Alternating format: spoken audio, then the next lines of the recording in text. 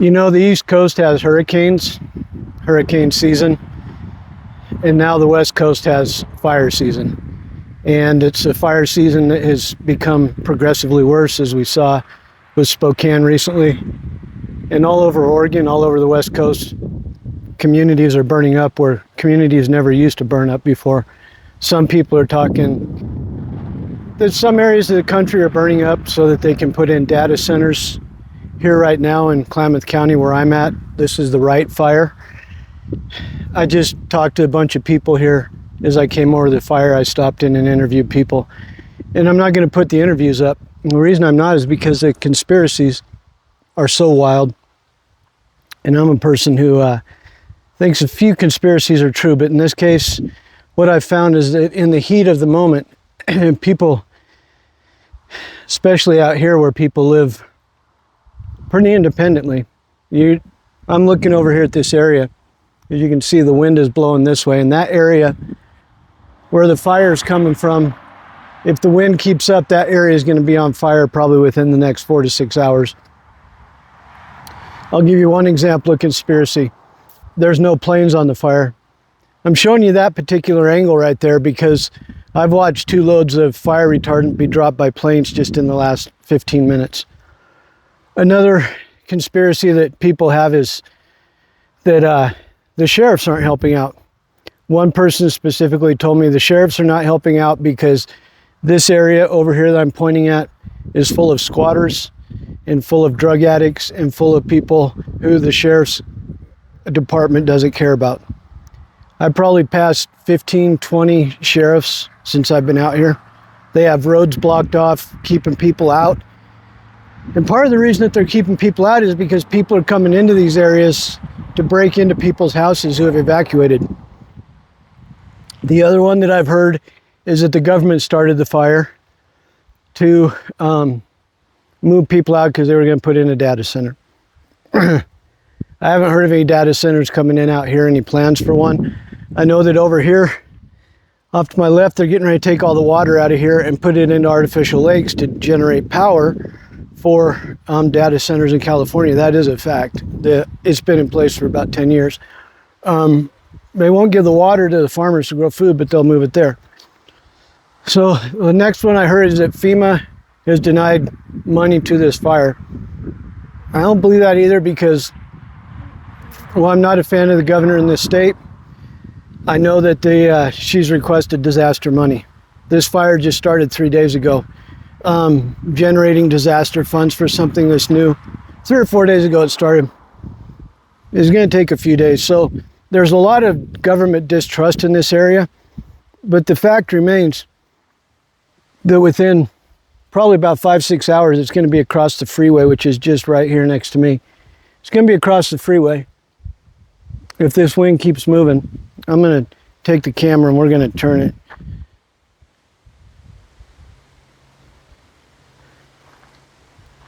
I'll show you the freeway in a minute because it's about 50 yards away. And that's fire. So when it jumps that freeway, let's just take and turn right now because there's no cars coming. Right up there on that hill is where about 4,000 people live. Within that whole area is where about 4,000 people live. I was just up there because a good friend of mine, the guy who's doing the backyard, there's a video on it. He lives in an area that's called the Golden Fire. He actually bought it there because it had already been burned through. He's in level 2 evacuation right now. So, regardless of what those people think, regardless of what they think, they're still under level 2. Well, look at where the smoke is right now. Look how fast that thing is moving. That thing's cooking. We got a plane who's overhead right now getting ready to go drop retardant on that thing. I'm gonna leave the camera run a minute because if they're dropping retardant, the last 2 passes of retardant have been right out there at that area.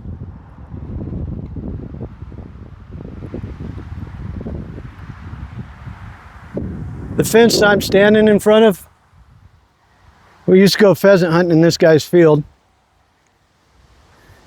Area where that fire is right there, we used to go do everything up there. As kids, elk hunt, deer hunt.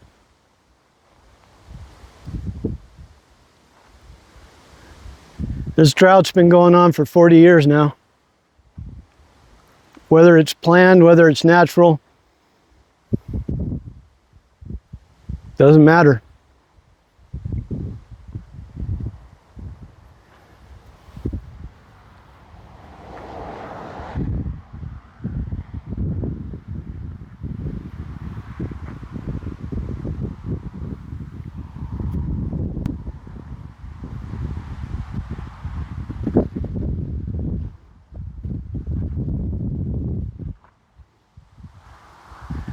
Yep, 4,000 people in the town of Bonanza on the other side of it. I don't think Bonanza's going to get hit. Too much of this farmland.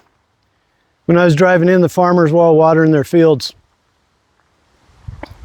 They had all their pipe out, everything. They were watering, so I don't think it'll make it to Bonanza, but that ridge up there that I was just showing you a few minutes ago, when I was coming out of there, the phone was going off with level 2 evacuation warnings.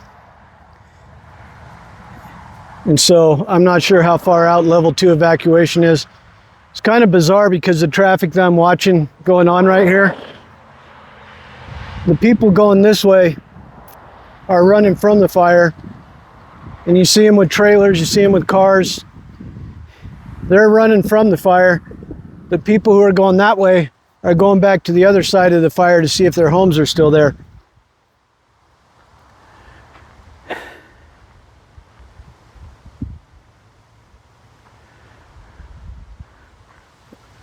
I'm going to show you the trees. Let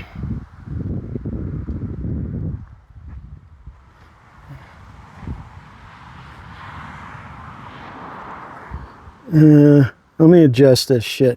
This thing got out of adjustment. There we go.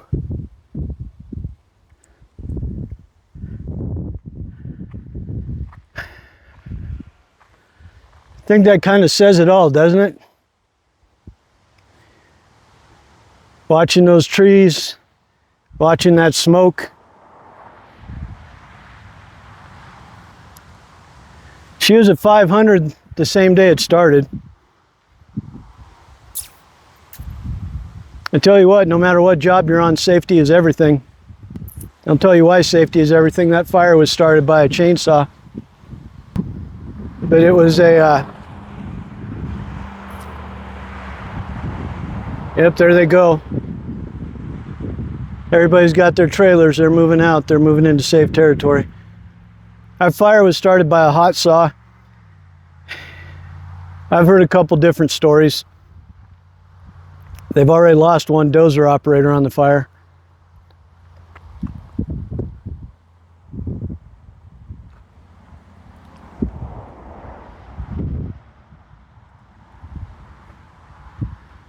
Well, not much more I have to say.